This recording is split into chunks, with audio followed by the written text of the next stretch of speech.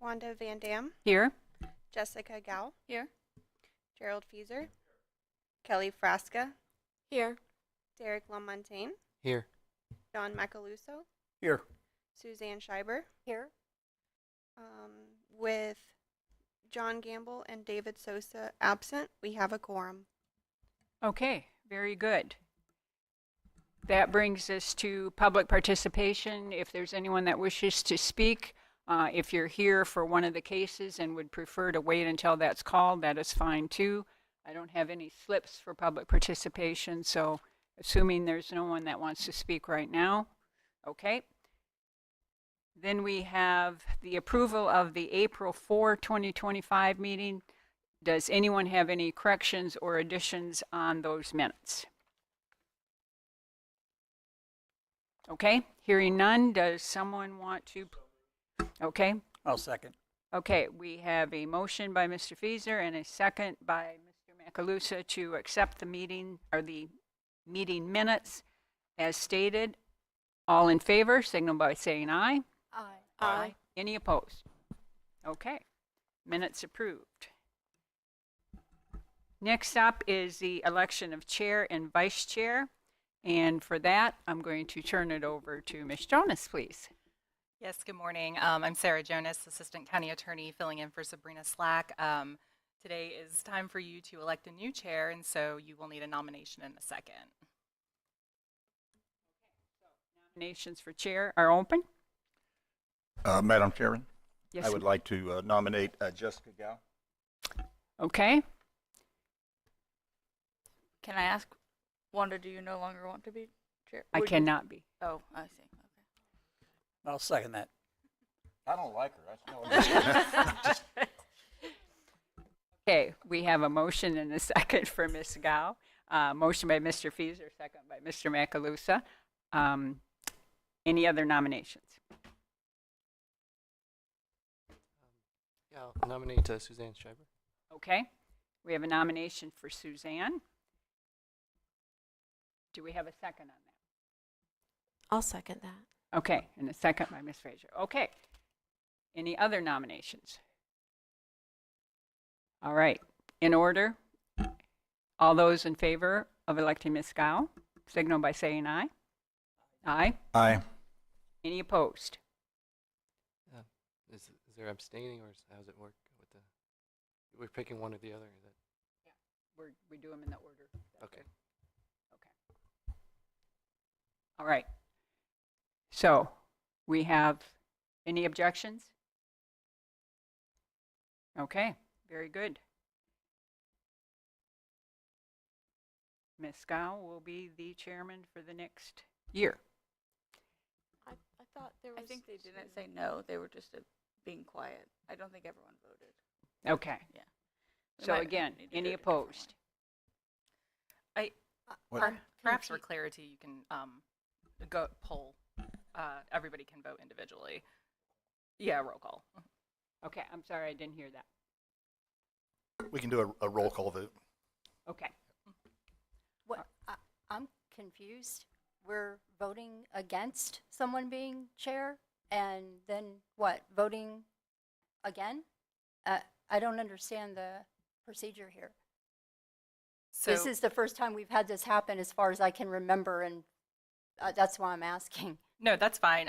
So you have two nominations. Ms. Gao was nominated first, and so we're going to take up the vote on Ms. Gao's nomination first. And then if that is not successful, we'll move on to the second nomination. So we're going to take them in order, and we're going to do a roll call for clarity. So I'm not used to voting against someone being chair that I think is qualified or eligible. So I just want to say, pardon me if I don't vote against you.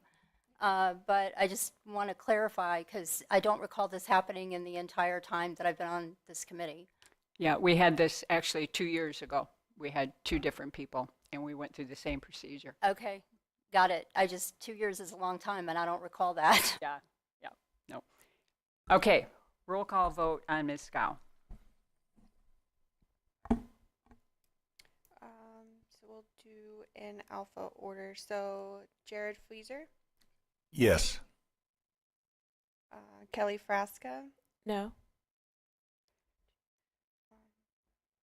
Jessica Gao, Yes? Oh, can she vote on I her? say, can I vote? Can, clarification from legal. Yes, you can vote for yourself. Yes. And then so Derek LaMontagne, No. John Macaluso, Yes. Suzanne Schreiber, No. Wanda Van Dam, Yes?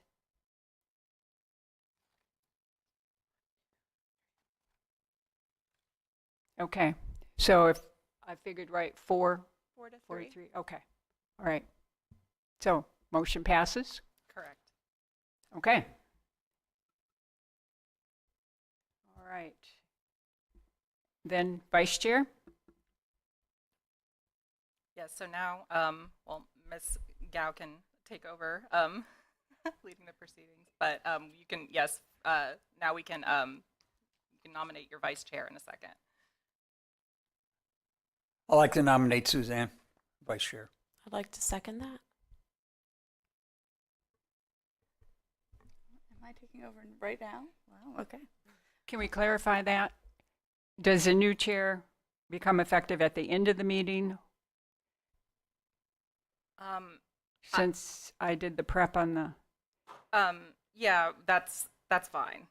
okay, is that what you're Perfect understanding? for me. Okay, Yeah. okay. All right, so we have a nomination for Suzanne Schreiber for vice chair. Do we have a second on that? Second. Okay. Motion by Mr. Macalusa, second by Ms. Fraser for Ms. Schreiber. Any other nominations?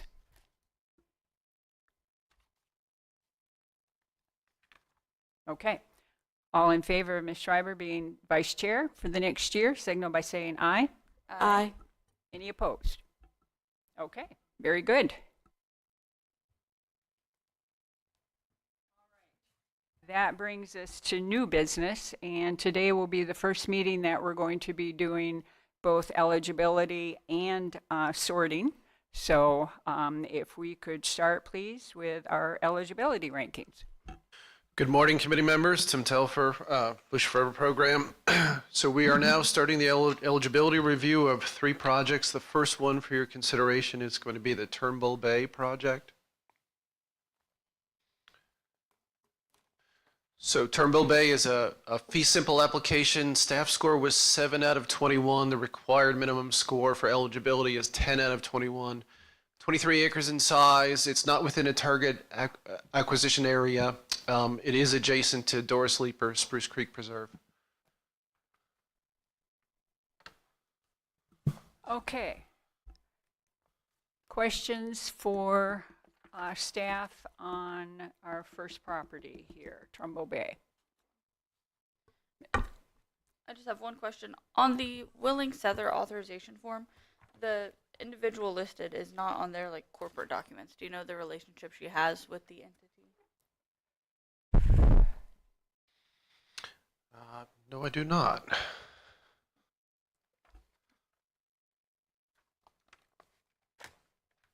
Okay, would the management of this property be absorbed into the surrounding properties, or would this have to be handled differently for the management of the property?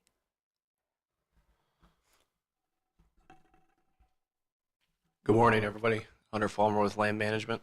So this is right beside, this is Turnbull of Doris Leeper Spruce Creek. So to the north, it's right on the boundary, so presumably this would be absorbed into that preserve. Okay, and who's doing that right now? The management of that? That's us. the That is the program. county. Okay, okay. Question. Yes, Is there any access to this property at this time? Any access to this would be from the Doris Leeper, the preserve county side. Currently, you can see it's kind of behind development. I So- see where it's behind the development, but there's no access from the development into the property right now, right? It's fenced off or gated off or? It's not fenced or gated. I just don't know if there's actually public access. Is there any there's a little bit of uplands there right behind those houses, or were the houses built up on fill? If I may, I can answer that, Gerald. Okay. The Turnbull Bay tract here of Door Sleeper Spruce Creek Preserve is only accessible to the public by water. There is a campsite on there as well as a trail system. There is a service access entrance through the subdivision here with a gate, but that is not a public access point. Okay. I just was curious whether this was something we had talked about yesterday in the ECHO meeting, is would there be accessibility to Door Sleeper now through this subdivision if they wanted to hike trails or do anything like that? At this time, we do not see a path to put a public access point through the subdivision. We addressed that previously in the management plan and decided the water access was the most appropriate Okay. access Thank point. you. Question, Ms. Schreiber. So my first question is the gate, is that, who's maintaining, who owns that, the rights to that right now? The gate is the county's gate for the property to secure the property. Okay. It's at the cul-de-sac at the end of this street here. Right, so access could be gained since the county has the gate? Well, the access would have to go through I think the community association there would have to grant that access as well. Okay. And did this neighborhood flood? I do not have knowledge of any flooding in this neighborhood. Okay. Is there anyone here today about this property that could answer that? No? No. Okay.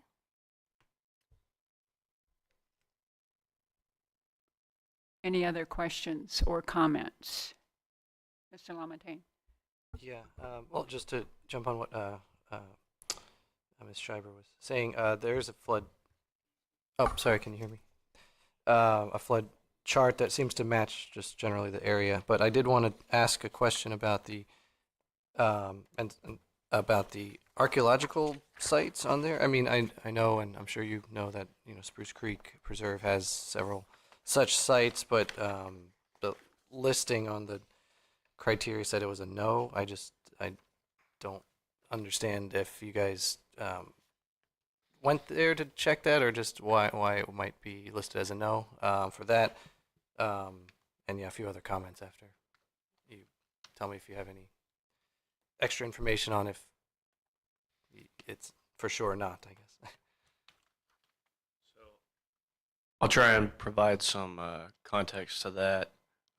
There is a Department of Historical Resources shapefile that we use, and presumably if it was ranked to where there was no ranking for historical resources, there were probably no sites on this property. Okay. That's correct. There were no recorded sites noted in the Florida site file for this property. Right, that have been documented. That doesn't mean that there could be something there, but we didn't go there to find mounds or things like that. So. Okay. Yeah, I just think it's a non-zero probability, so it's something to consider. And I just want to comment that, yeah, I'm very excited about this property to add to the Door Sleeper Preserve. That's my favorite conservation area in the county. But I guess I also would like to point out that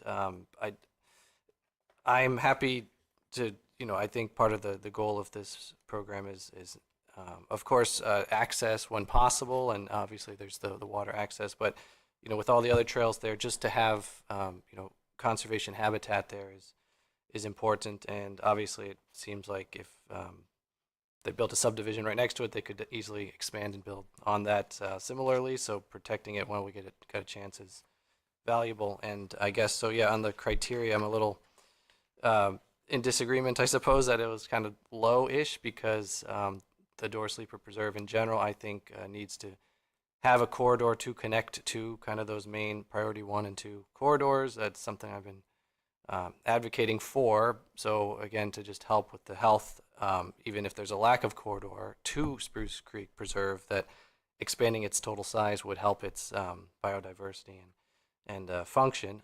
So I do hope that this can be approved, especially since, again, there's willing seller here, and it's contiguous with the parcel, so of door sleeper. So that's my comment. Okay. Thank you. Ms. Schreiber? Did staff visit this property?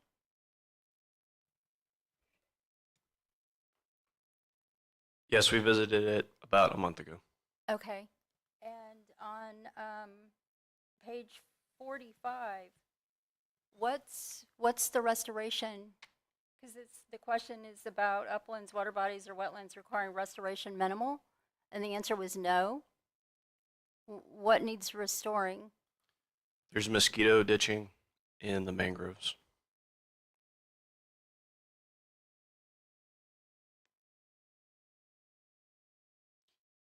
In addition, there is a sizable acreage of Brazilian pepper infestation.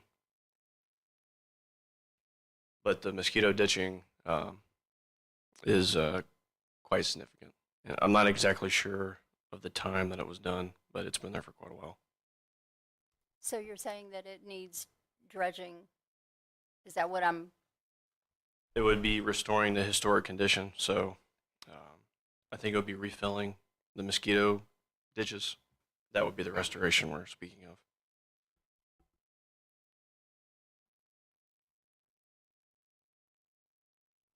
Well, I have a question. Now I'm somewhat confused. You're talking about filling in the ditches. Now, have they done that in Door Sleeper? The rest of the park, they filled into the mosquito ditches?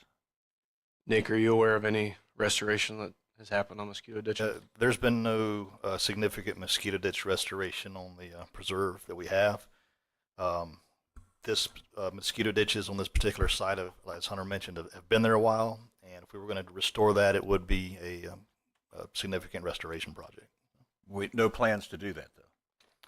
It would be a long-term plan if we had it in the door sleeper management plan. There would be a long-term plan to do that. Restoration of the mosquito control ditches is a priority of the Water Management District. If you can all remember, we are doing it on the 70-acre Sternstein piece that we bought in Oak Hill with the Water Management District. But I'm sure that they would approach us. So I could see it being a short or medium-term project if they have the grant money, rather than a longer term if we paid for it.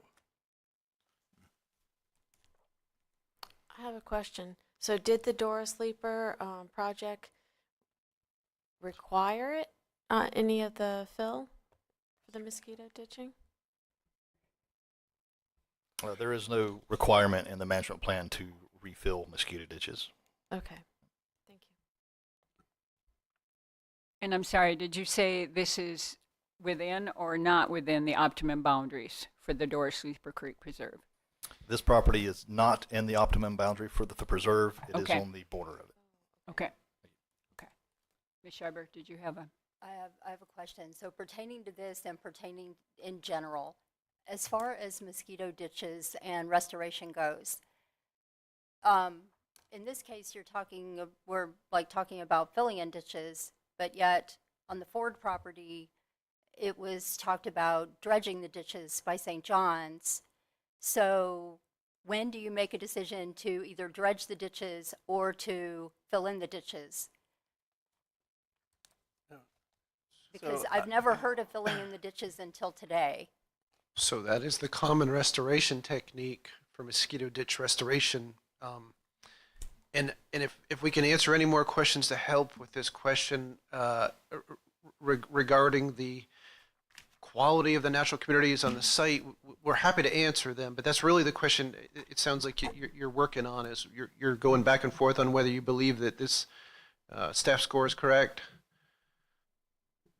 Well, what also raised a question is when I asked if you had visited the site, because on page 42 it says wetland information has been field verified, but wetlands can ingress and egress over time. And I did not anticipate the mosquito ditch conversation going this route. So I'm just trying to clarify the amount of restoration the property needs, being that it's adjacent and connecting to a current important Volusia Forever piece of property. I mean, Door Sleeper is one of the most important pieces of land conservation in all of Volusia County. That's not my opinion. It's been stated publicly numerous times. So I also was kind of thrown off at the answer that there's a gate there that the county has. So I just think that maybe the neighborhood would probably allow access. I don't know. That's a guess. They will not. We've had this conversation with them before. It's a gated community, Okay. and the roads are owned by the HOA, and they will not give us access. Okay. I appreciate this information. So I'm just trying to get there is all. Okay. Mr. Lamontagne. I wanted to just clarify on the parcel. Well, first of all, I mean it. I appreciate that. Yeah, we're going through the conversation.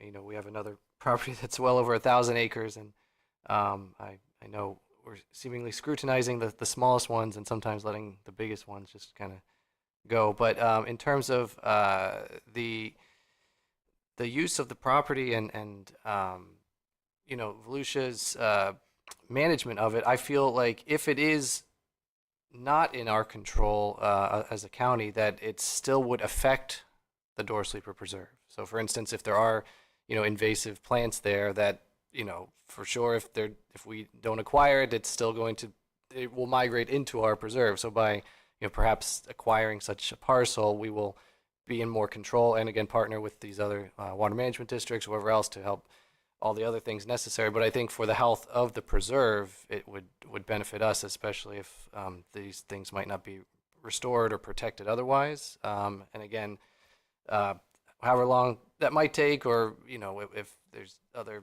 funding sources, that's a different, you know, time question. But I think just for acquisition and who's kind of maintaining it for the protection of the rest of it. Like, again, when you mentioned that there might be some invasives there, like, I don't know if the owner of it now, you know, has the power to kind of control that, or has the knowledge base to do that. So again, I guess that's definitely leans more towards why I think it extra needs protection, not because it's like we should abandon it. Like, it's right there, and it's you know, if it needs some work, then I think it's worth it for the greater good of the Door Sleeper Preserve that we work on that. So that's my opinion again. Thank you. Okay. All right. And remember, we need to all vote the way we feel. The staff has given us their interpretation, and it's up to us to vote as to whether we feel it's eligible or not. Any other comment, Ms. Gow? Yeah, I think that I agree with the statement that the proximity to Door Sleeper is the main benefit of this site. But I'm struggling with the criteria, and I think we struggle often when it is mostly marshland on property. We've run into this before, on the valuation and review on the usability of our funds to purchase it. I do want to say I don't think this is a development potential. It's just an opinion, but it seems almost impossible. But I wanted to note that if this is not found eligible for fee simple, I would like to see it come back as an easement. I think it would have a better chance of review, but they have only selected fee simple, which is a challenge for us. Okay. Good points. All right. Any other questions? All right. Is anyone? Actually, since you just said that about the easement,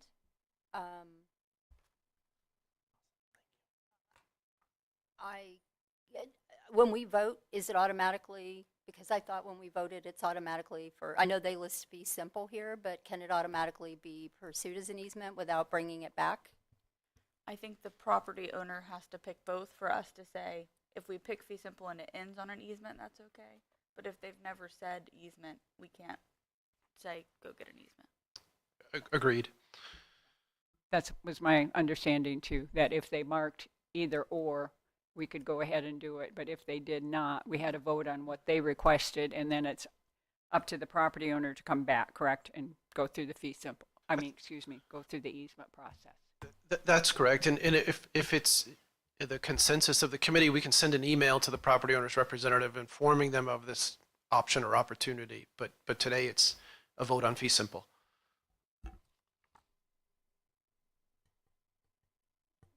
Do we need to make a motion to get you to send an email depending on how this vote goes? You do not need to make a motion. It certainly seems it's the consensus of the committee that we should, that you're requesting staff reach out. We don't need any formal action on it. Yeah, so I mean, I know, I guess if that is kind of a financial question that I feel is maybe not, I guess in our purview, we're not really supposed to look at the price, but I mean, for what it's worth, they can negotiate. It's not even, it's less than 300,000, I guess, is for 20 something acres adjacent there. And, but I mean, so I think if it's the price, again, we're not supposed to really consider, I guess, or just the quality of it. But I mean, fee simple, like I don't see the difference if it's a pretty low price, but we might as well just own it right out. But again, it's totally opinion, and hope that we can, yeah, at least give it a chance. So thank you. Okay. All right. Any other comments, questions?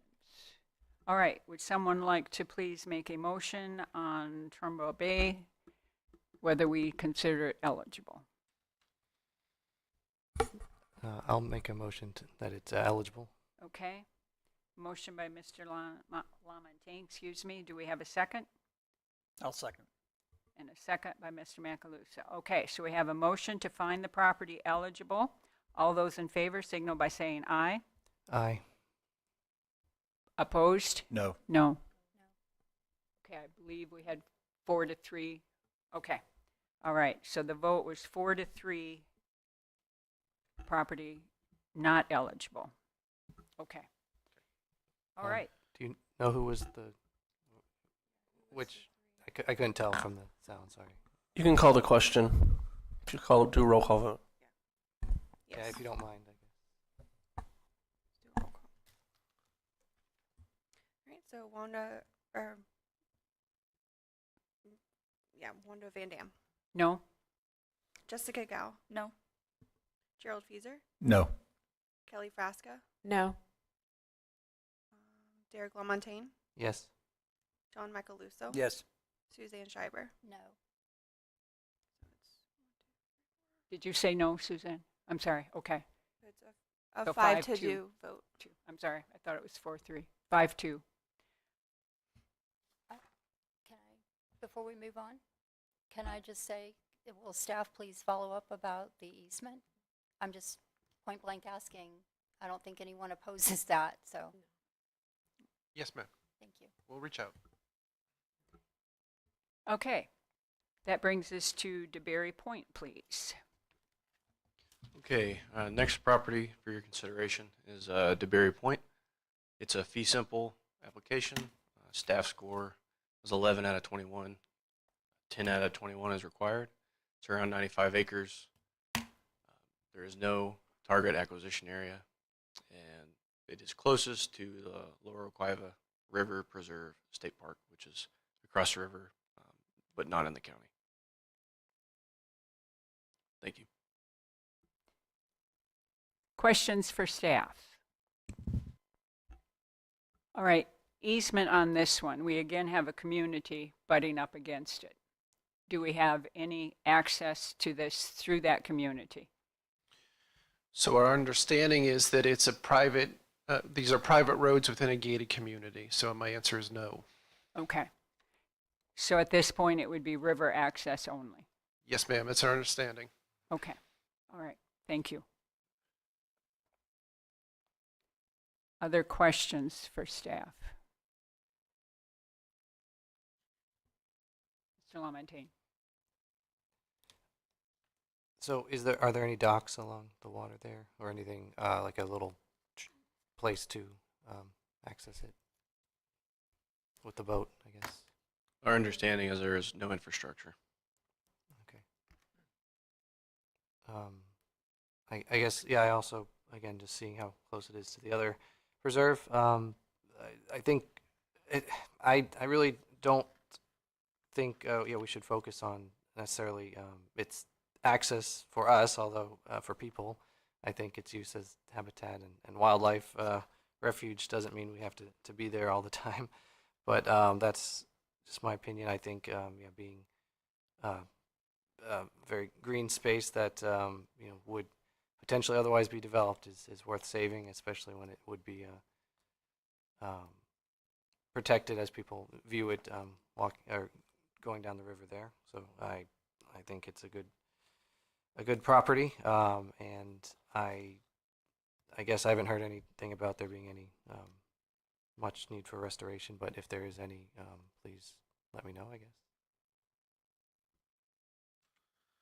Okay. Other questions? Suzanne? Did staff site visit this? Yes. Okay. I have a note written to myself that the wetland was not verified, but I don't know what page that was on. Why would it not be verified if you site visited, I guess I'm asking? Are you referring to something on the scoring? On page 76, wetland information has not been field verified. Wetlands can ingress and egress over time. I can explain that. So on page 76, you're referring to the data set that was used for GIS for wetlands layer. What that means is they interpret a lot of these wetlands through aerial or through soils. There has not been a specific site visit by the agency that made this layer to verify every single wetland point on the ground. Oh, I see. Thank you. So that's going to be a standard on every map page, is what you're saying, the legend as it is. Yes, a lot of GIS data sets are that way. If there has been a field verification, we would put it in the notes on our site visit. Okay, all right, thank you. So does that mean this, on the site visit, did you see a wetland there? I'm asking, like they visited the site, so what did they see? There are wetlands for sure. There was no delineation done. It's just a observational sort of field visit. Yeah, the site visit confirmed the data on the map when we were.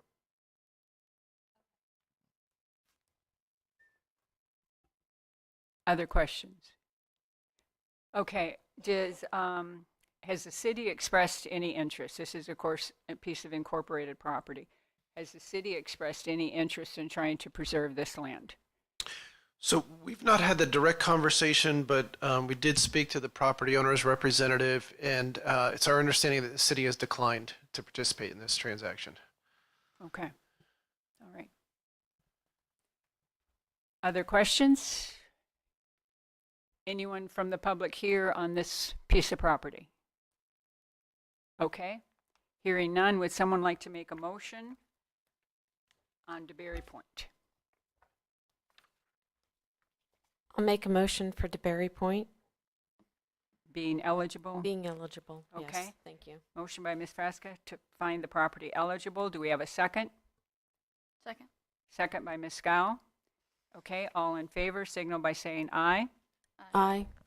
Opposed? No. No. Okay, probably better do roll call. Wanda Van Dam, No. Jessica Gao, Yes. Gerald Fieser, No. Kelly Frasca, Yes. Derek LaMontagne, Yes. John Macaluso, Suzanne Schreiber. No. So it's a 4-3 vote. Okay, so 4-3 in favor of finding it eligible, correct? Okay, very good. All right, that brings us to Riverbend, please.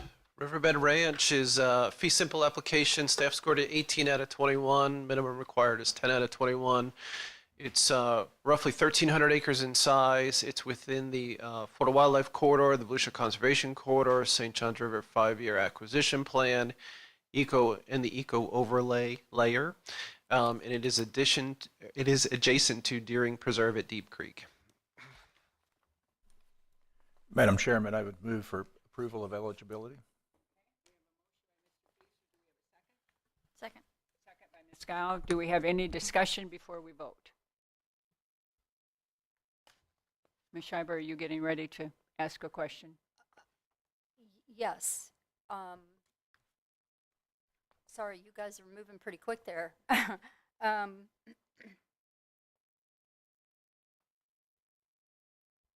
On the matching funds, it shows a score of 2 next to where it's marked. I'm assuming that you must have something in mind for matching funds, but I was kind of surprised to see a 2. Yeah, it's a little bit of a preview of the project summaries that I was going to give at the end. But for the committee's understanding, the current House and Senate budget only allocates $18 million to the Florida Forever budget. That was our main partner on this project. In the previous time it was submitted to the program, we've had a conversation with the Department of Environmental Protection. It does not appear they're going to be able to budget funds for this going forward, unless there are things that can happen. Other projects could fall through, and suddenly this one is ready to go, and there's money available. I think the better route, in my opinion, is trying to partner as much as we can with the St. Johns River Water Management District on a project like this. So that's why it has a relatively low score. Okay, and is it for land management relatively easy for the county? I haven't actually been to this property, but staff has visited this, I believe 2 or 3 years ago. Is that correct, Yeah, Nick? I've visited this property multiple times, and it is easily accessible and easily manageable by the county. Okay. And out of curiosity, what was the invasive? The invasive out there was typically some sporadic Kogan grass on the road system. Okay.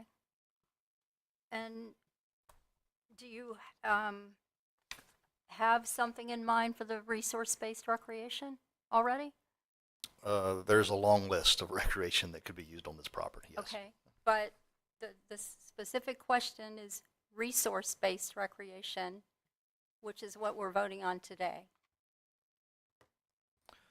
So we evaluate these properties with all of our resource-based recreation in mind. Once we do a thorough site visit and make a management plan, that will determine the specific uses that are the most appropriate for the property. So I was saving this till the end, but because it's seemingly appropriate now,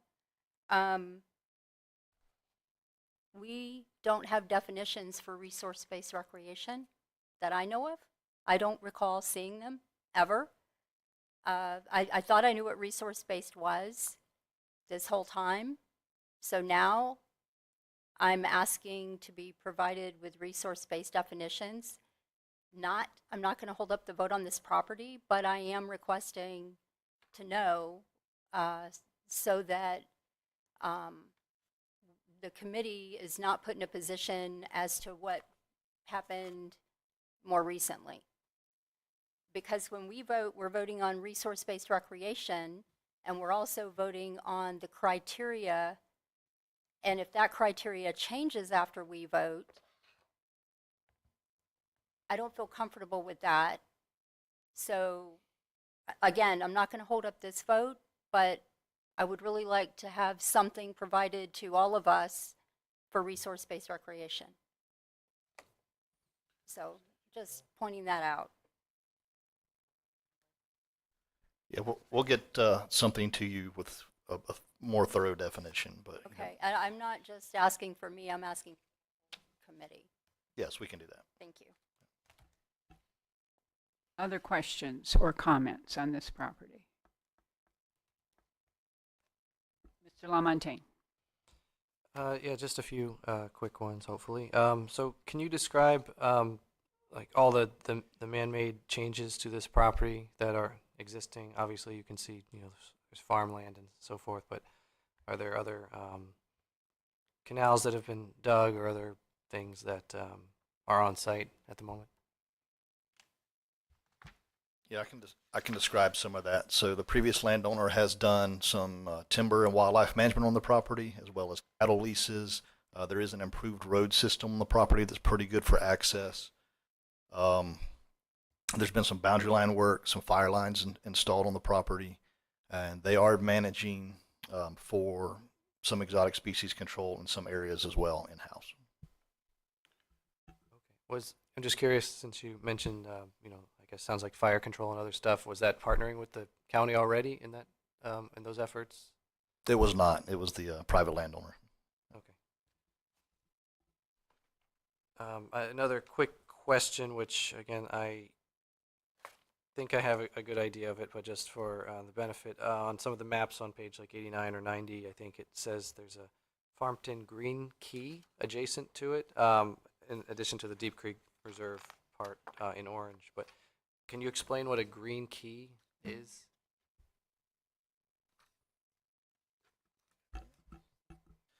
To my knowledge, the Green Key is just the name that was given to the Farmington Green Key in the comprehensive plan. So it's just the name of the project area. Does that mean it's protected, it's preserved, conservation, not going to be built on, right? That's my question. Yes, that is in conservation already. And this property is directly adjacent to Deering Preserve at Deep Creek, which is a county-owned and managed preserve as well in conservation. Okay, it was just a different term, so it doesn't say preserve. It just said green key, which I thank you for that definition clarification. Two, on the south part, at least as looking at the map, kind of a technical question, but some of those little waterways are kind of circled in black. So if it we own around it, we don't obviously, well, we wouldn't be owning the river itself there, but when it does form those little inland lake areas, is that considered, I guess, still part of the public waterway, or is it a lake on the property, I guess, or which one is which? Because some of them are kind of, well, there's a few different ones, if you can kind of clarify. It's the question, who owns the bottom land? No, Tim, the question is on the map at the south end, the boundary appears to go around some of the creeks, which appears to be public water on the river side of the property. Right, that's what he's asking. Yeah, yeah. So without getting into a long, boring explanation, I don't mind that, but okay, no. okay. Sorry. Back in Others do. 1845, Florida became a state. At the time, Florida became a state. All navigable water bodies were determined to be sovereign submerged lands and held in public trust. So what you see there where the boundary line goes around those surface water bodies is that remnant sovereign land that is still owned by the state of Florida. But we can still access it if there were like canoes. I think that's the question. The public. Yes, it does not prohibit public access. Now, you need to be able to get to it by water, unless we own the surrounding uplands. Got it. Yeah, because over time, of course, rivers do kind of, if you look at them over thousands of years, they do kind of form little side lakes. So it looks like some of these might be in the process of becoming not connected, I guess. So if that's the case, it's just a lake on the property essentially, but would be Correct. Yep. okay. Yeah, thank you. From the riverside, for sure, this is a beautiful piece of property. We go past this frequently with a boat on the river, and it's a beautiful piece of property. But I'm trying to recall, because I was out there about 6 months ago, though. Can't remember if there's any uplands off the river, because I know 6 months ago everything was kind of flooded along there. But I'm wondering in the south part if there's, because Hickory Bluff's a great place. You can pull your boat up on the beach and get out and walk around, go up to picnic tables or do whatever. Yep. But I don't think we have a bluff along here. I don't think this has got real good river access, does it? If I recall. Yeah, it depends a lot, like you Road said. trip. Yeah, depends a lot on the height of the river. And it does look like on the southern tip, when it curves around the river, that there may be some trail systems in those woods on the aerial, so maybe that's high enough to...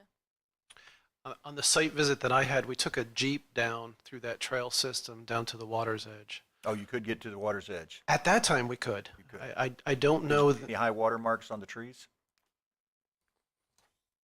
I can answer that. Yes, there were some high water marks. So when the river's low, you can actually drive down on that area near the shoreline. When the river's high, that's going to be a flooded area. So it fluctuates. Well, it's good as long as you have access to it from time to time. So that's a good deal. Yeah, it is amazing the difference when the river is high or the river is low. on all the properties around there as to what you can get at and It's what you amazing can how get at. 6 months, how things have changed in 6 to 7 months now, from the highest that we've seen it to some of the lowest we've seen it. Yep. Yep. Ms. Schreiber, did you have another? Yeah, I, again, made myself a note that resource corridor airport protection overlay. What is the airport protection overlay? That was on the document that we received saying we were voting. It was in that packet. Airports and protect, well, It's a zoning overlay. yeah, I was going to say typically what you have are glide path restrictions that restrict the height of structures as these planes approach an airport. And I suspect that's what that is referring to. But where's the airport? I would think the Sanford Airport on this one, because Yeah, we'd have to take a look at a map to be able to answer that with confidence. Other questions? Okay, we have a motion by Mr. Fieser and a second by Ms. Gao. Do we have anyone from the public that wants to speak before we do the vote? Okay, hearing none. All in favor of finding this property eligible, signal by saying aye. Aye. Aye. Any opposed? Okay, motion carries unanimously. 7-0. Okay, so. Yep. Yep. You did, yes. So now we're going to take that same property and go through the ranking process with it. This is the map showing, oops, pardon me. I'm going to come back to the Riverbend map here, and we're now at the phase where we can actually rank the project, sorted into A or B list. Okay, so do you want to do the Riverbend first and then the Lake George, or do you want to do the Lake George first? So that's at the discretion of the committee. I was backing up just in case the committee wanted to stick with the Riverbend subject, but we can move to Lake George also. It's your. It's up to you. Just Pardon me. Riverbend? Yeah, that's my me. instinct also. We'll just stick with the same subject. Yep, okay. All right, do you have anything you want to add to what has been presented as we go into the sorting on the Riverbend property? So I'll go through the chart here. So again, a fee simple, almost 1,300 acres in size. Staff ranked it 18 out of 21 with a minimum of 10 out of 21. Potential matching funds we're just kind of leaving open right now as an open question, and we can get into further discussion during the project summary phase here. It is within, it also has the eco overlay layer attribute on top of it. Landowner has a representative in the audience for any of your additional questions on sorting, and we stand by for any questions. Okay. So this is in the priority 1 area, correct? Yes, correct. Okay. Questions for staff? The only thing I'll note is it is the Sanford Airport. It's very close to it.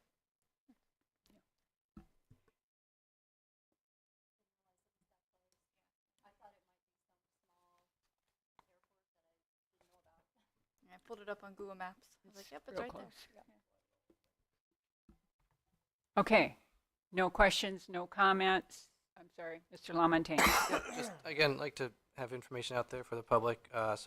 It does list, there's some rare species. It gives actually a number. Can you just quickly mention what species are maybe expected in that area? That might be rare. I guess this was 98 page, I think, if I'm on the right map here. So definitely bald eagles would be a possibility here. You said it was page 98. I think so, yes. And yeah, also I'm just curious what it means to be the 6 is higher or low, because it didn't quite say what the legend of the 1 through 6 was. Maybe I can look that up. But If you look over on the key on the right side, it says priority 1 being the highest and priority 6 being the lowest.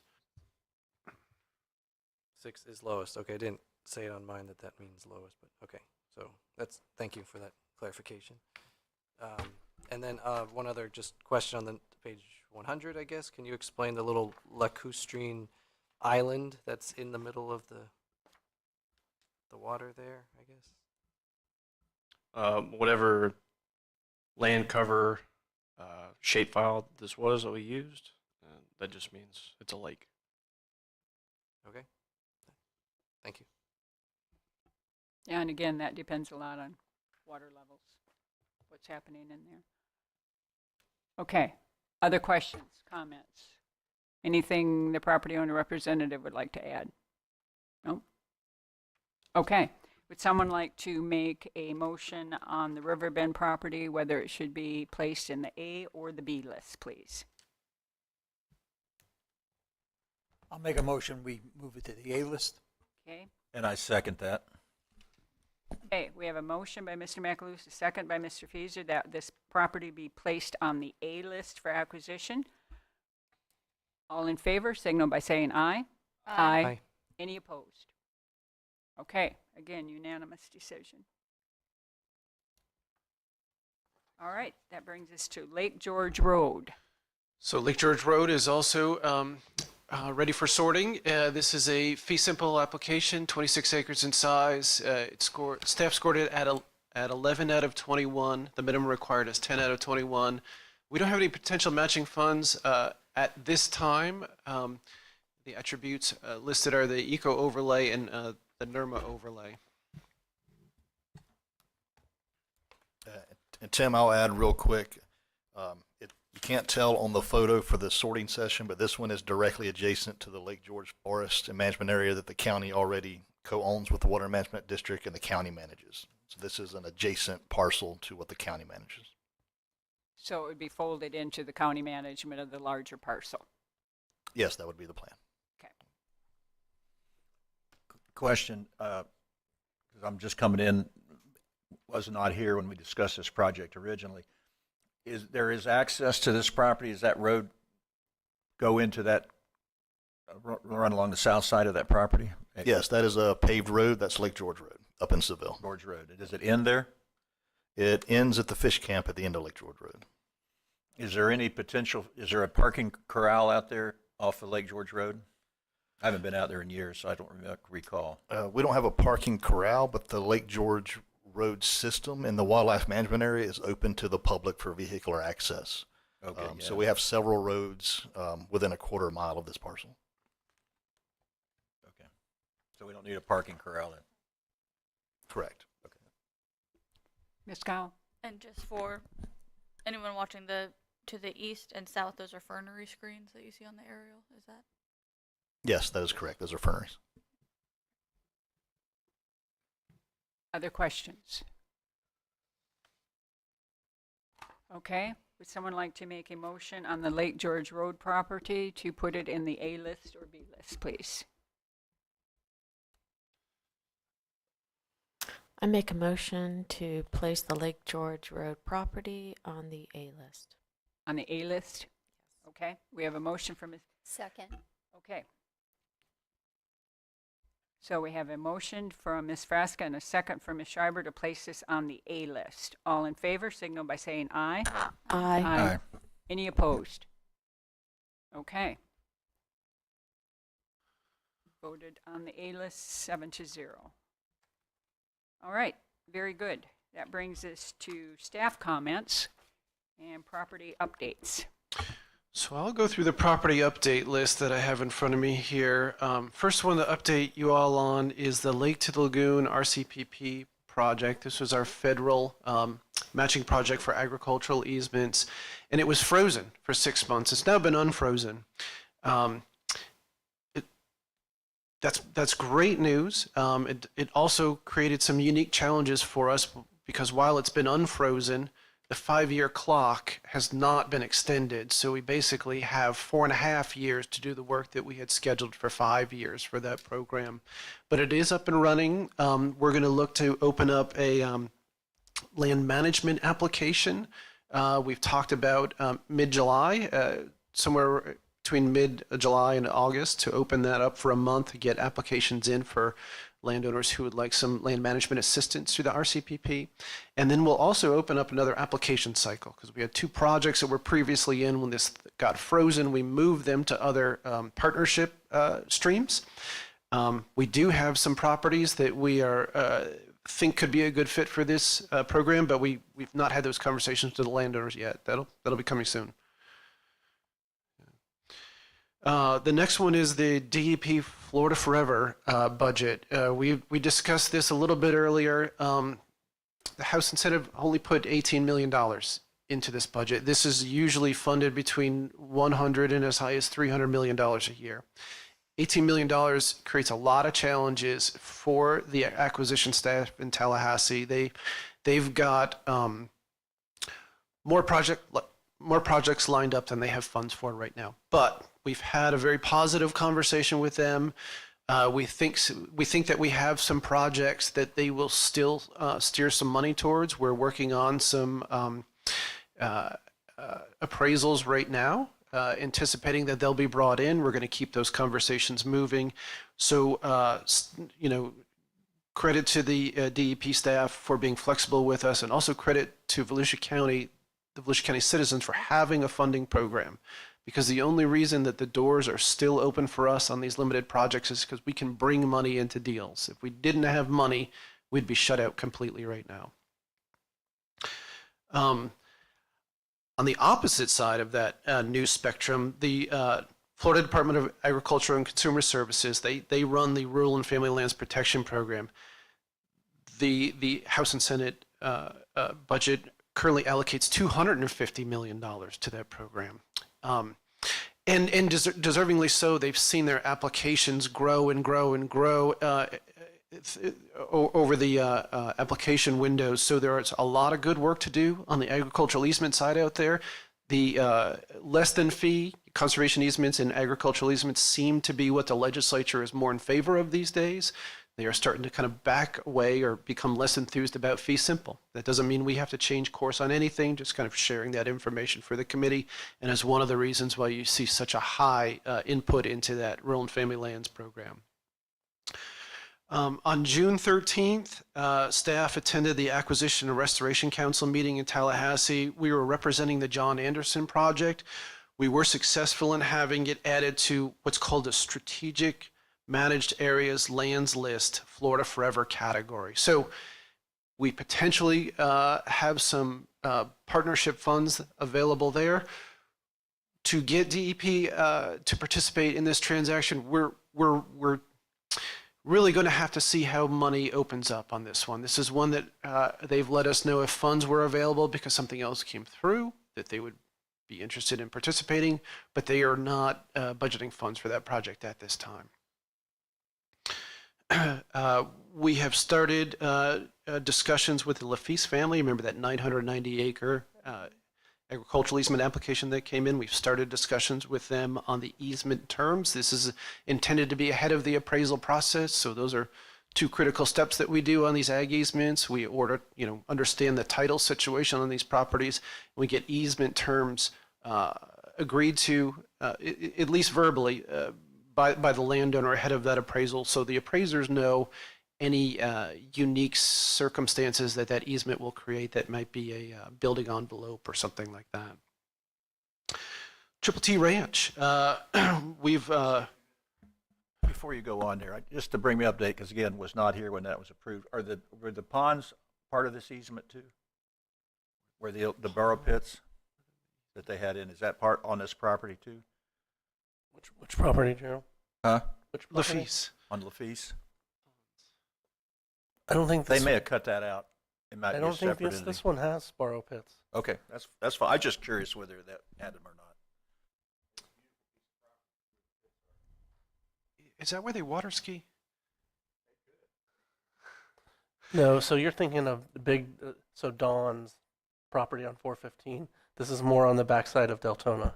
This is back near the cemetery. It was part of the Lafise property, and several years, probably 20 years ago, they had borrow pits back in there for dirt as they built Deltona up. And I don't think they've hauled dirt out of there in years. I think they finished them up, and last time we were back there, it was a beautiful piece of property. I just was curious whether that was included in what they're putting in the easement or not. Let me take a note, and we'll try to get that information. I'll jump in real quick. I know they do have ponds on the property. I don't know if it's the specific borrow pit you're referring to, but I do know they have some ponds on the property. The big borrow pit that they do the skeet shoots at and stuff is not on this property. Correct.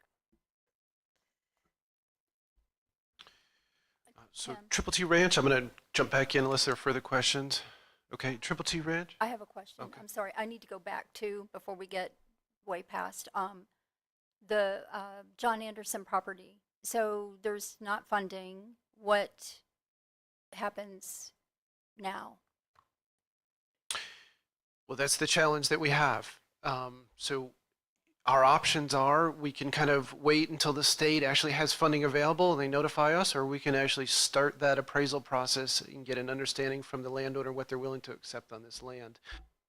It creates the potential for Volusia County to go alone, and this is something that we are going to have to face coming into the fall in 2026. There's going to be more projects where we're not going to be able to have partners lined up, and we're going to have to go solo on these projects.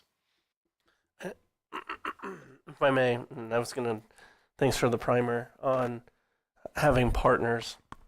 I think it's important to keep in mind as the first, say, Volusia Forever 1.0, we had a lot more partner activity from the Water Management District because they were getting 25% of the Florida Forever funds at that time. They don't get those funds any longer.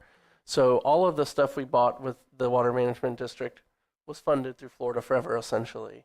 Now when we're working with Florida Forever at the state level, they will not hold joint title with us, and that's something that we like, is to hold joint title, and we can do that with the Water Management District. So in many instances, on the ones that Florida Forever has went after with us, they are paying the full price. So if you look at this point in time in our program, I think we've spent less than $10 million in local dollars and local taxpayer dollars and received about 30 in others. So that's going to change here as the environment changes. So as things evolve over the next couple of years. So I want the committee to be prepared for that we may go it alone on the next handful of properties.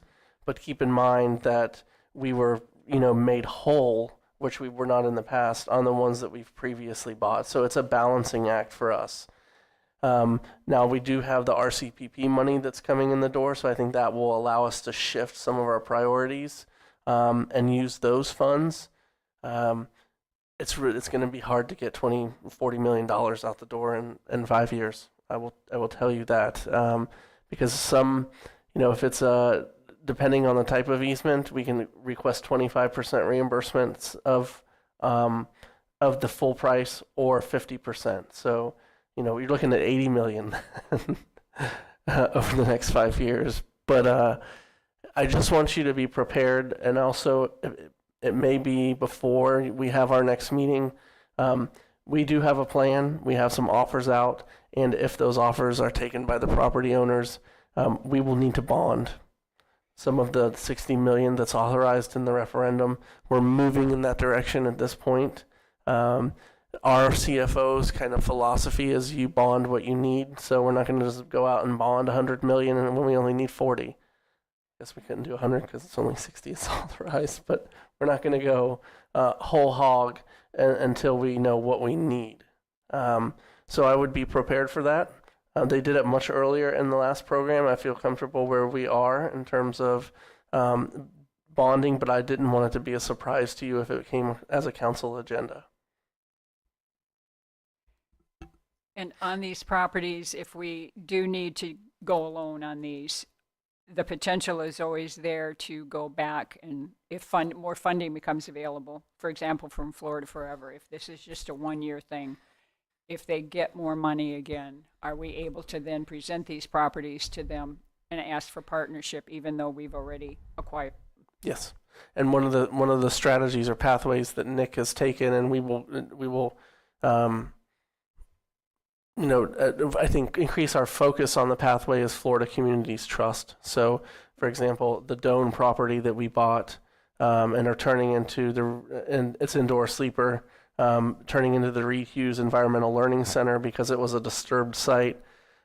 Nick is requesting reimbursement. I think, was it 250,000 of the 400,000 that we bought it? Yes. So, and we have a friend on Florida Communities Trust in terms of a friend, a local. So Deb Dennings was appointed to that committee by the governor. She was upset with us that we weren't bringing things forward. So we will make sure from this point forward, we will have an application in every cycle to get some reimbursement dollars Okay. from the state. Okay. Very good. Okay. Sorry to interrupt you, Tim. No, it's no problem at all. I'm going to move on to Caraway Lakes. So Caraway Lakes is one that, as I mentioned, we've had that conversation with Florida Department of Environmental Protection, Florida Forever staff.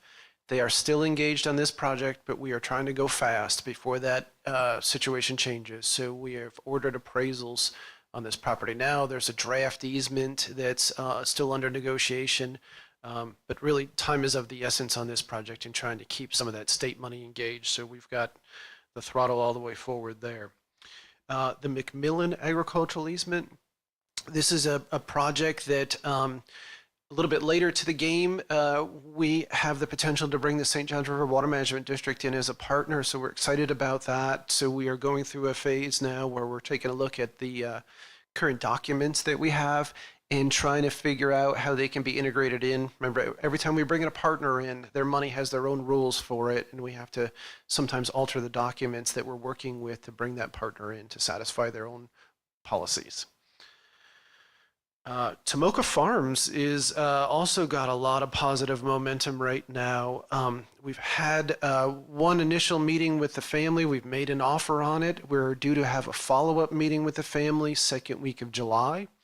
I would describe that as a lot of positive momentum. We haven't shaken hands on a deal yet, but it certainly has a lot of positive momentum at this time. Tomoka Marsh. This is, I don't know if I'm going too fast here.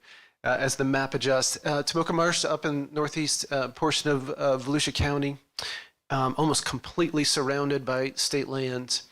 And we had originally been moving towards a large partnership with the Florida Forever staff. Obviously, the situation's changed. We've taken a step back. We've brought in the North Florida Land Trust right now to help us. It's possible those Florida Forever funds still become available, but we're preparing to work with North Florida Land Trust on a grant application to try to secure this property. So as these situations change, we are trying to adjust and open up new pathways to funding partners here. Lake Harney, this is the big 5,500 acre piece down in the south part of the county. So we have just started the title an appraisal process on that land right now. We may not go directly into negotiating. This is also one where we've had ongoing conversations with the Florida Forever staff. They seem to be very open to this property if the budget holds. So we are working on getting this teed up so we can really, again, time is of the essence. So we want to try to move this one quickly and try to get those funds while there's still an opportunity on it. And the last one I'll bring to your attention is the Double Eagle agricultural easement down in the south part of the county. This was a rural and family lands application also. So we've partnered with FDACS on this. We are now entering the closing phase. We actually have a closing agent assigned from FDACS. So we are rapidly moving towards securing an agricultural easement over that property. And that was the end of my updates. Welcome any questions. Now, Florida Forever has funding still available from last year, so to speak. So there is a little bit of unencumbered funds within Florida Forever, a little bit. And I would describe it as, I think we have a very good relationship with our acquisition staff. And again, having money has opened up doors, but there is still a lot of competition for the crumbs that are left. And we are doing our best to try to grab as much of those remaining dollars as we can. Okay, and then there were 50-some million that went for projects that were already in the loop, and none of those projects were anything that Volusia Forever was involved with. There was one project that you had reviewed in New Smyrna Beach. There was what I would describe as an island property. New Smyrna Beach, we found it ineligible, but the owners were successful in having the legislature designate money towards that project. It doesn't commit Volusia forever. It just commits the state of Florida to buying and preserving that land. Okay. All right. Very good. And the RCCP monies, was that part of the budget, or did that get affected? The Lake to Lagoon funds? Yeah. So it's our understanding that the funds are fully unfrozen at this time, so it's really a matter of lining up projects. Okay. So they're not affected by any changes in the budget as we move forward. Oh, for clarification, let me clarify here. So when we talk about RCPP, those are federal funds that are coming through. Most of the other stuff, when we talk about rural and family lands, Florida Forever, those are state funds. Okay. So there was a pause when the new administration came on board, just like they did with any grant program, essentially. They went through the pause. The transition team reviewed the program because it was part of the Inflation Reduction Act. That was the orders to review all projects associated with those dollars. It's made it through that review, so now we can continue to move forward. Okay. Very good. Very good. Okay. I'm sorry, Ms. Schreiber. Can I ask some questions? Yeah. The island project that was submitted by senators out of our area, it's close to $20 million. For lack of a better way to say it, can I just be direct and say, is there anything that Volusia County can do with any type of statement to Florida Forever that that's not helping our own program? I'm trying to be diplomatic here. If we decline the project and it's submitted, pursued by people who don't live in Volusia County, but it's impacting our Florida Forever money, isn't there anything that the county can do? I understand you wouldn't want to be negative and derogatory, but we're sitting here talking about funding being cut with close to $20 million for something that is not on our county taxpayers' list of approvals. So I'm going to answer that, and I want to clarify this is not speaking for Volusia County itself. So you, Ms. Schreiber, as an individual citizen, if you wanted to take that action, what I would say is you would contact the governor. So that draft budget still has to go in front of the governor, who still has veto authority on these line items. And if you wanted to stop that project, that's how it would happen. And I'll say too, so the funding mechanism of the state funds is not through Forever. It is actually through the Water Management District, is what the senator from that area asked. Yeah. I'm sorry. Yeah, I so- misspoke, but that, yeah, Yep. that I meant. So I would say that, there's process for a reason. It's a transparent process where we evaluate. Same thing for Florida Forever. And this is circumventing those processes. Those processes protect taxpayers. And so I think that's, the conversation that I've had with leadership and several of our elected officials. I've asked the team to reach out to the Water Management District, because if it goes through, then of course we want to say, well, how are you going to provide some public access? So that's our next question to them if it goes through. But I think Tim's advice is sound. I will tell you, which kind of doesn't make me worry, because I'm really good at that, but makes me feel at ease a little bit, is in the last few years, every conservation purchase that came through a legislative budget request and not through the Florida Forever process was vetoed by the governor.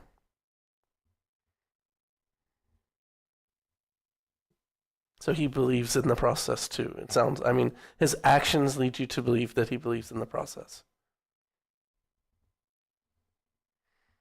Because that was when we met with, if you remember, their attorneys were very aggressive advocates for the property when they came.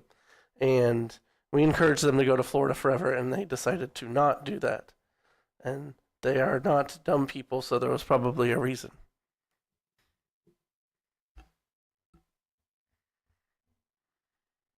I had one more, actually two more. I'll make them quick. When the committee first reconvened for the first 2 years, when a committee member would ask a question by email pertaining to something within the packet, for example, we used to all receive the answer back. And at some point, that stopped. So I can only trace it back to the first 2 years. I don't know. So I'm asking, is there any reason that we cannot do that? And if someone wants to start talking about sunshine law, I brought one of the emails with me that's a very good example. I did not keep pursuing all of them, but there were some good questions asked. So I'm just curious as to why that stopped. And I just want to say the committee isn't aware of this, but I had asked for Russ Brown to come be at our April meeting. And the reason why I specifically asked for him, because there were things that were occurring during the first 2 years when the committee started back. And I kind of wanted to ask some of those questions because some of them I actually felt like were beneficial. This email that I found this morning as I was rushing out my door, because I've been wanting to ask this question for quite a while. And for example, this one, goes all the way back to 2022. And Brad, you actually sent this. Someone from the committee, which we don't know who, said, is the Volusia Forever Committee going to visit the properties we're reviewing? At that time, no one knew the answer to that. I get that. So Brad answered. I'm not going to read what he answered, but he answered. There were questions asked that pertain to the agenda, and whether someone knew or not, we got the answer back at that time. So I'm asking, and I've been wanting to ask this for quite a while, how we got away from that, or whether it's beneficial. And I'm even open to discussion whether it's beneficial to go back to doing that. Now, I would suggest that we stick to what's in the agenda packet. I'm not suggesting going sideways off in all these other areas, but I'm bringing this up. It's standard practice, and if we've dropped the ball, then the buck stops with me. I will take that. But we will get back to that standard practice. If we've been getting questions and they haven't been coming to the rest of the committee, typically we blind carbon the committee on our responses. So I think that's what's changed, is you may be blind carbon copied and we're not telling you, hey, this was asked by a committee member. We're just answering it. So we'll make sure that we answer the individual committee member, but then send another email saying, one of your colleagues asked this question. It's just good practice in government. Thank you. And then the last thing, well, I want to remind, I'm not going to go back and hash it out, but I would like for all of us to receive the resource-based definitions. And then the last thing I wanted to say is at the beginning of June, I attended the Florida Wildlife Corridor Foundation conference in Orlando. It was 3 days. It was the third annual, I guess you could say, although they skipped a year there, but they typically do one. They were doing them every year. Now they're doing them every other year. The conference itself was really awesome. It always is. I got to go on field trips the first day, went to Halochi Wildlife Management Center. One of the things that I wanted to express to the committee is land management is turning into a huge problem. In South Florida, they have a lot of orange groves, and they almost other than development, they almost can't give them away because they're just begging for them to be purchased. And what do you do with an orange grove that's no longer producing oranges and being worked? What do you do with that? So you can imagine land management from a expense standpoint. FWC said that they're being asked to maintain more land now than they've ever been asked before. So anyway, just wanted to express that. The conference, I believe it had 700 attendees this year, and staff was there. I saw them a couple times. And Disney donated, I believe it was $1 million to the Florida Wildlife Corridor Foundation. And I think that was about it. I have to say, I've attended each time, but this year I learned more than I've ever learned. And creative juices were flowing in every workshop that I attended. Everybody is looking for money, what better ways to manage land, new ideas for easements, and all types of things. So it was pretty creative. And even though it was a little bittersweet coming off of Earth Day, where everyone was at the Capitol, and I went to that as well, and knowing that the budget was going to be cut, you're there to celebrate, and all the photos, and Volusia County was represented with one of the Deep Creek Preserve purchases. There was a big photo on the wall in the observatory, but at the same time, it's bittersweet with everybody anticipating cuts of funds. So, yeah, anyway, that's it. All right, before we jump into committee comments, anything more on staff comments? No, ma'am. Okay. All right. That brings us then to committee comments, questions. Anyone? Ms. Gow? Did But you can go first. Mine will be brief, but it's for Wanda. And it is that while you are not going anywhere, which I'm very thankful for, I just wanted to thank you for your leadership as chair. I think when we started the reiteration of Volusia Forever, you have had such a passion for the program, of course, and institutional knowledge, and we would have been very lost without you. Thank you. Thank you. Good job. You guys have been great. I've learned a lot and enjoyed it thoroughly. So thank you for all your help. Thank you, Wanda. Mr. Lamontagne. Okay, yeah, just a few questions. So I guess I'll start with some small ones that hopefully maybe you can help me. I just had meant to ask this earlier, but on let's see, on one of the pages, if you can maybe just get me this answer later on who the person signing on page 50 and 51 was. All the other statements you could tell, but it looks like they changed it, and so I couldn't read that. If you can figure that out later, because I don't think it was the same person, or is it the same? It is that Mr. Doyle, is that right? Or is that someone else? Just says auth rep or something. I'm sorry, you're asking. Yeah, who's yeah, it's just some of the other, sorry, just for comparison, like on the other properties, it was just very clear who was kind of the person, but just for the record. If I can answer that, Derek. That is the representative for the property owner signing that page.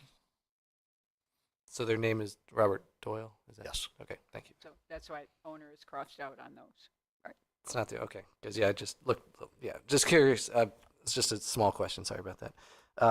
But then also I had a couple questions. So I guess I'm not sure, oh, we did maybe mention about the Spruce Creek area and what's actually in the acquisition list at the moment. I know, and maybe other people know this as well, that we are potentially losing some of that acquisition potential, what was originally designed for the Door Sleeper Spruce Creek Preserve. It's not all acquired, but with like the Pioneer Trail interchange potentially going in there, if that's that would cut into parcel that was on the list. So I didn't know if there's going to be an attempt to redraw the line of what is on the acquisition list, or who would be doing that, because, for instance, like if this property that we looked at today, or like other area near the Atlantic Center for the Arts, is like now, should be strongly considered if we are looking to do that. Because I think that was your question, Chair, about, is it actually in that? But like, when was the last time it was kind of evaluated? If you could kind of tell me if that could be reconsidered, or like, expanded, and, to help improve the preserve in general. I can answer that one too, Derek. So that optimal boundary was updated at the last land management plan update when the property went to ARC. Don't quote me on this, but I believe it was around 2022 was recently. So it's fairly recent that optimal boundary's been updated.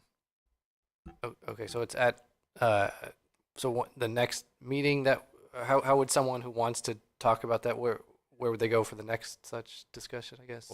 Those management plans are updated every 10 years. Okay. So if you wanted to have a specific parcel added to that optimal boundary, that would need to be a request to ARC outside the normal cycle. Okay. That would come from staff. Yeah. Okay, thank you for that clarification.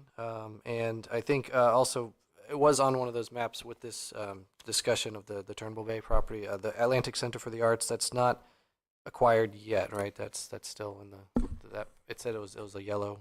I think That is correct. Yes. Sorry, Okay. guys. And again, sorry if I missed this. That was how close is that, or is that just we're still waiting on partners for that? So we've given instruction to the attorney that represents ACA on what needs to be done. As of now, it's a complicated thing. There's a PUD over that property. Okay, so it's a planned unit development, and that area was identified as conservation in that PUD. They're telling us that it has density on it. They need to extract it from the PUD and prove that. That's what I've essentially told the attorney. They wanted us to do that. We're not adding value to people's property before we buy it. So that's where we are on that process. Okay. And that's why it's remained on the A list. We would recommend it coming off previously, but if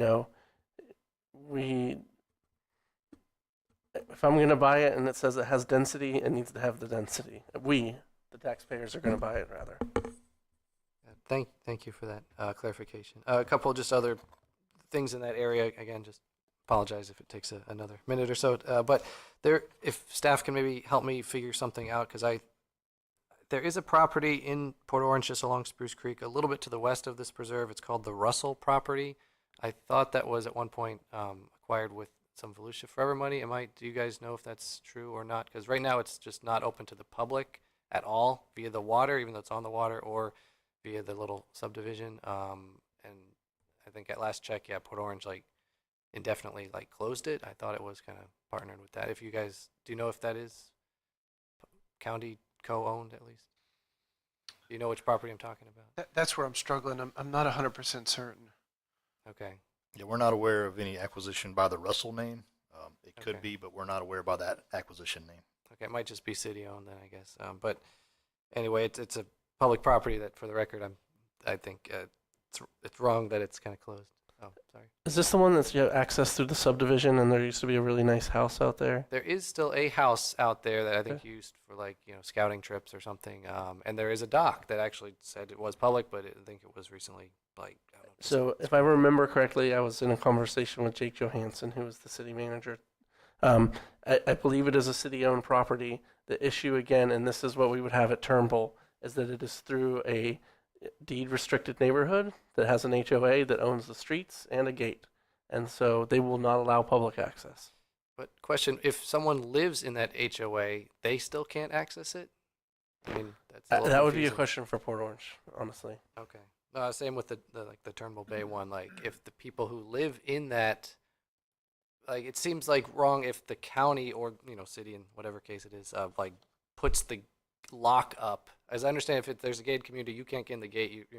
But if you are already in the gate because you live there, like why would the county or city put a lock on it? Because yeah, that is the case in that that Russell one. But again, for like Turnbull Bay and other stuff, I'm still curious, and maybe this is a question for like the legal team. Like, can the county overrule, and say, HOA access? You are an HOA, you can't, prevent access to a public thing, because I mean, I think that's wrong. I just personally, I know maybe it's like been the precedent for many years, but like,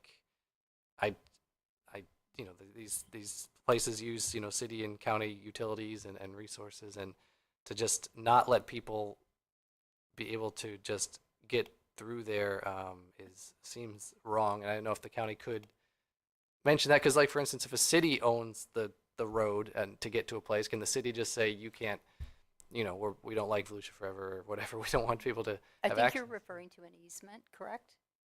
It's a An public- easement to get to the property?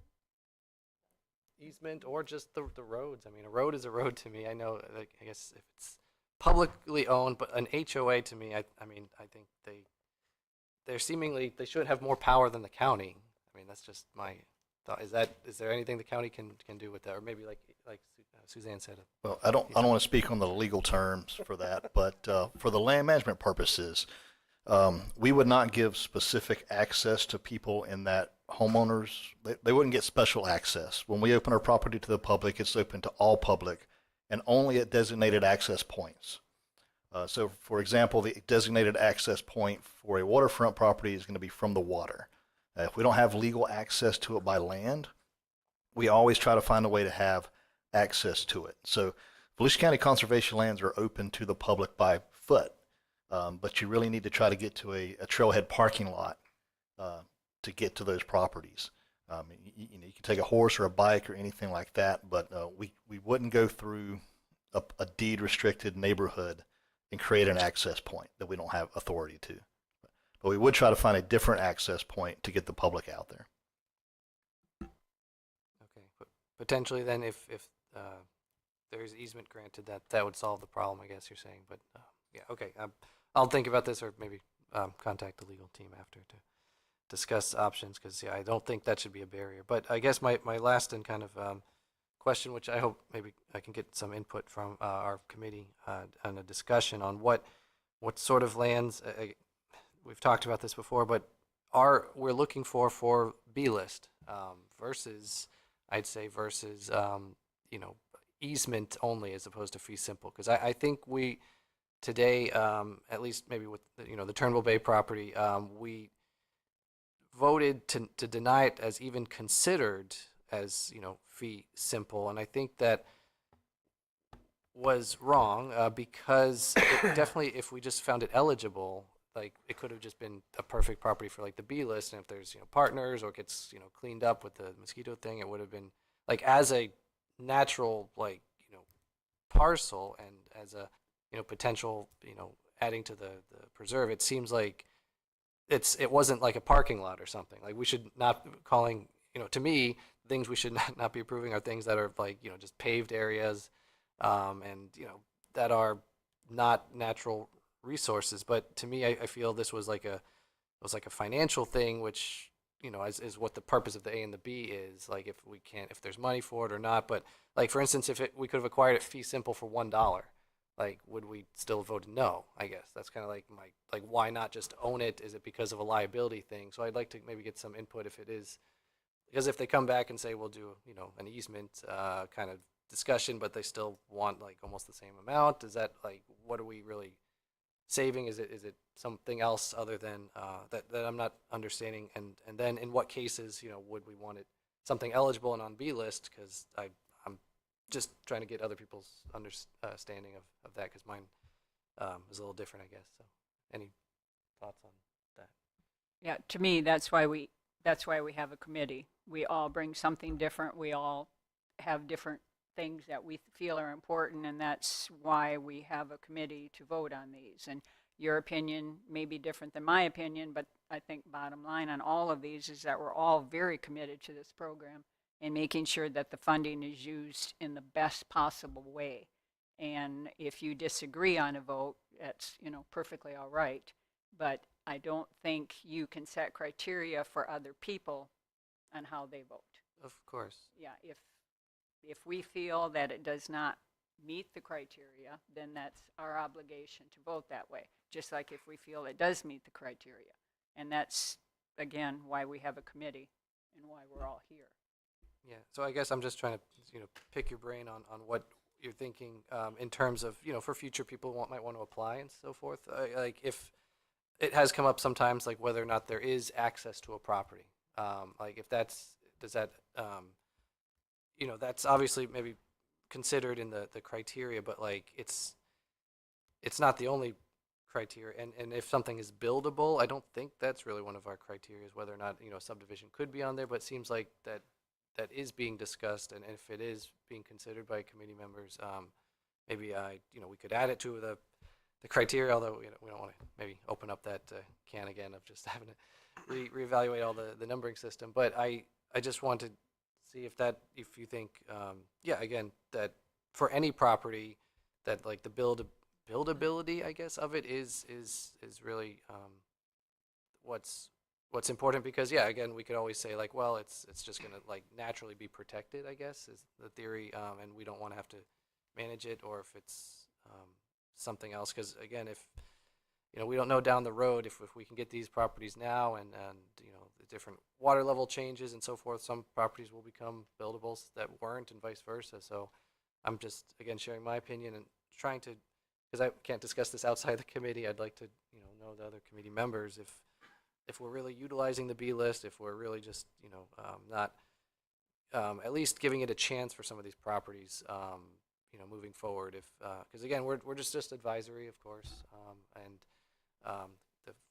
we don't actually spend the money, and the final council will decide everything. But again, just any thoughts on what you would think is an ideal B property kind of.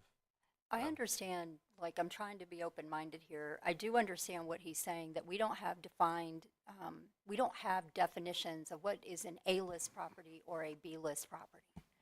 When the discussion happens, what you said is the case, that we all come from a different point. And so when we vote based on, what the point we're coming from. I just want to say I do understand what he's saying, that there is no definitions for A-list or B-list. Now, with that being said, I'm going to say that I vote in good faith on what's provided to us. And when what we vote on changes down the road to something completely different, that also turns troubling to me.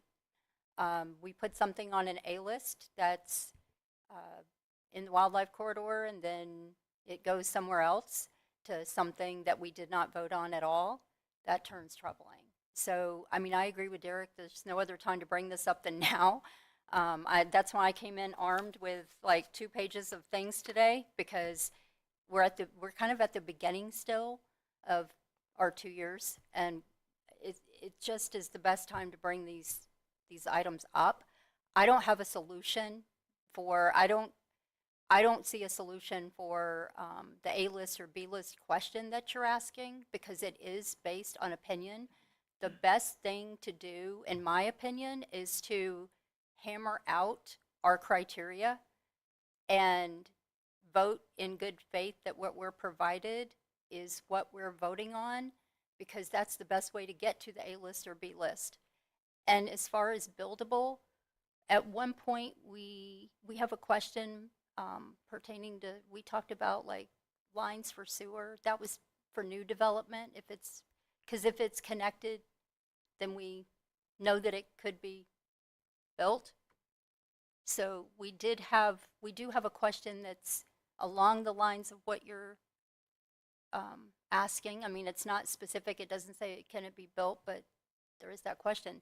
But on the other hand, a property got voted on today that on the 2070 map shows it completely underwater.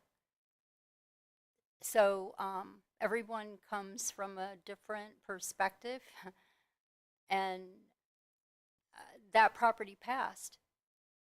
So I don't know. I don't have an answer other than what Wanda said is correct. But I would say that our criteria really does matter. And there's times that I more recently have been super frustrated with our criteria, even though it seems like we just went over it, but actually things happened since we went over it. And now I'm stuck waiting till the end to go over it again. So I don't know, maybe that's a consideration, I don't know. And I know we can't go over criteria every meeting, but it does reach kind of frustrating levels. So I believe we do have a definition for A and B, don't we? That there's, We do is defined in the resolution, and we can send those out to the entire committee, just so okay, you have them. okay. Ms. Cow? Yeah, I was going to say they are more subjective than kind of the enumerated criteria a little bit on the A and B. And I would say that I think as a committee we have been pretty, I would say, lenient or aggressive on putting things on the A list because we want to see those acquisitions. And I think as funding sources change, you may see a shift to more B lists where we target acquisition priorities as a committee. Maybe it's a thought. But I do think that as it relates to the finding of eligibility, there are a lot of properties that I would love to see conserved forever. But it is the question of whether Volusia Forever should be spending the money to do that. And I think that the only protection we have to guarantee what the voters wanted in Volusia County is to use that science-backed, criteria-based review that we've adopted. And so that's where, if there's a property that would be great to see in conservation, but it may not be by us, or it may not be based on the application that comes before us. It doesn't mean it's not worthy. It's just how we operate under our criteria. Yeah, and I would agree with that. There's many properties that we say this would be great, but it's probably not the best expenditure of Volusia Forever funds. And so I would agree with that. So, but we don't always require the cost be even in our packet, right? I mean, I think it was on one and not on other. And I mean, That's correct. The cost is not applicable to the eligibility or the sorting process. Sometimes the applicants do send in an asking price on that, but that has no bearing on the committee's decision making. Staff handles that in the negotiation process. yeah. I'd assume it would only be negotiated lower, hopefully. But I mean, well, I mean, it's We their negotiate based off appraisals. appraisals. Okay. No, that's good to know. And again, I think, and I agree with my colleagues here that yeah, we have to use our resources wisely. And you know, I'm not trying to say we have infinite money. I think though, yeah, again, this is my opinion that our role is just to see if it's environmentally important, and the next step is the council's approval, and again, that A/B sorting for sure is our chance to maybe weigh in on the immediacy of the funding for that. A is let's get it right away, and while it's a good thing to get, but yeah, again, just hoping in the future that maybe we utilize that B more, and I'm happy to reread the definitions, but that was kind of my understanding, is that it's just they're not ready to be acquired, but since they put through a whole packet already of nomination and staff review, like again, I'll just bring up the Turnbull Bay, for instance. It seems like we have it should just be kind of sitting in the on deck circle. It's like, so that's B to me, and that's what I don't want them to have to start all over. What it sounds like they kind of will if they apply for the easement, but maybe not completely all over. You already have the maps and stuff, so it hopefully would be not as hard. And if the suggestion was to have them apply not fee simple, that they do that. I hope if they're listening, they try, because I'm not sure if we'll end up with the Atlantic Center for the Arts property, and so any of those any ways to help the Spruce Creek Preserve. Derek, if I may, just a quick reminder to the committee for clarity. Just because it's on the A or the B list, it's not on the sidelines. We do actively pursue partnerships and negotiations on the B list as well. So just because it's on the B list doesn't mean it's on the sideline. Okay, no, that's good. Again, if we run into a bunch of money, I'm super excited if you can acquire those too. Again, maybe it will be a really good deal, very, very discounted, and again, we can always keep more land and have it later. So again, I'm sorry if I'm just kind of sharing a lot of opinions, or this is the time to do it with the council. I just want to clarify that when I said that we don't have definitions for A or B list, we don't vote based on the actual final score, because we can have two properties that qualify, and one of them may end up on the B list. So I just want to clarify what I meant by that. I didn't mean that it doesn't say anywhere, and referencing the A or the B list. We don't have actual definition of what it is, our where we come from individually, our opinion, and each of us thinks differently. I mean, that's what I do agree with what you're saying, what you said. So are you saying you feel we should have criteria for the A list and the B list outside of the criteria that we've used to make it eligible? No, Okay. I'm not saying that. I'm not saying that at all. I'm saying that we can have two properties that qualify to be purchased, eligible. We determine them eligible, and one may end up on the B list and the other one may end up on the A list. And that's all I was trying to say a while ago, that I do understand where he's coming from. He's asking for, overall, and I don't have an answer for him. I think what you said is as close as you can get, but I do understand where he's coming from. If two properties qualify as eligible and one ends up on the B list and one ends up on the A list, that's the best example I can give, that we don't have definitions of that. And I'm not necessarily suggesting we get them. I'm just simply saying I do understand where Derek is coming from. We all come from a different place. We're doing the best we can with what we have. Thank you, Suzanne. Can I ask a question, Suzanne? Since again, we're supposed to discuss in public. So you had mentioned about getting definitions of at least the other resource-based corridor things. Have you felt you've gotten sufficient? I guess I'm not sure how much in depth we went into it, like at a previous meeting, but again, without rehashing too much. I mean, we're talking about like utilizing some of these properties as for motor vehicles and stuff like that, for racing and so forth. Is that kind of the concern for some of this, and that whether or not that is what it is used for? Well, I would say that we put together criteria, and we have criteria that says resource-based, and I want to know what resource-based is, because I thought I knew, but I'm not so sure I know anymore.